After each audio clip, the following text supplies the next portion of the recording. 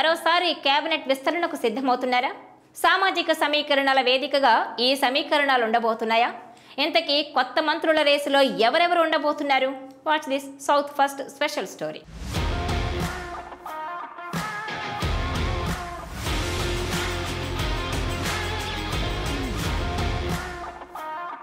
తెలంగాణలో కాంగ్రెస్ ప్రభుత్వం ఏర్పడిన తర్వాత మంత్రివర్గ విస్తరణపై తీవ్ర ఆసక్తి ఏర్పడిందన్న సంగతి తెలిసిందే. ఈ సమయంలో రేవంత్ మంత్రివర్గంలో ఎవరికి చోటు దక్కబోతోంది? సామాజిక వర్గాల వారీగా ఎవరి కోటా ఇంకా ఎంత మిగిలి ఉంది? ఈ సమయంలో ఒక్కో పదవికి ఎంత పోటీ ఉందనే విషయాలు హాట్ టాపిక్ గా మారాయి. తెలంగాణ ముఖ్యమంత్రి రేవంత్ రెడ్డి మంత్రివర్గ విస్తరణ దిశగా అడుగులు వేస్తున్నారు. తాజాగా ఢిల్లీ పర్యటనలతో మంత్రివర్గంలో స్థానం కల్పించే వారి పేర్లపై ఆమోదం తీసుకోనున్నారని తెలుస్తోంది. ఈ క్రమంలోనే విస్తరణకు ముహూర్తం ఖరారైందని తెలుస్తోంది. మంత్రివర్గంలో మరో 6గురికి ఛాన్స్ దక్కనున్న నేపథ్యంలో ఆశావహులు ఎవరి ప్రయత్నాల్లో వారున్నారని అంటున్నారు. మరోవైపు భర్తీ చేయాల్సిన 6 మంత్రి పదవులను ఆయా సామాజిక వర్గాల నేతలకు రిజర్వ్ చేసినట్టు తెలుస్తోంది. ఇందులో భాగంగా రెడ్డి సామాజిక వర్గానికి 2, బీసీలకు 2, లంబాడి మైనారిటీలకు తలో పదవి దక్కే అవకాశాలున్నాయని అంటున్నారు. ఈ సమయంలో కీలకమైన హోంశాఖను బోధన ఎమ్మెల్యే సుదర్శన్ రెడ్డికి ఇచ్చే అవకాశం ఉందని పార్టీ వర్గాలు చెబుతున్నాయి. ఇదే సమయంలో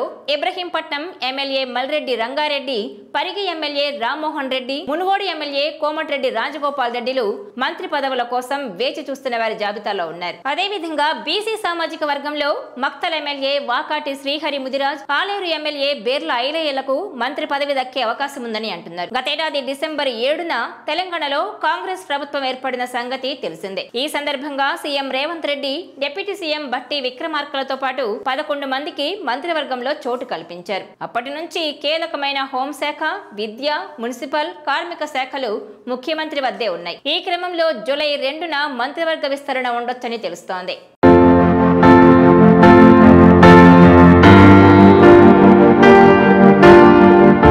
please share, like and subscribe south first Telugu channel.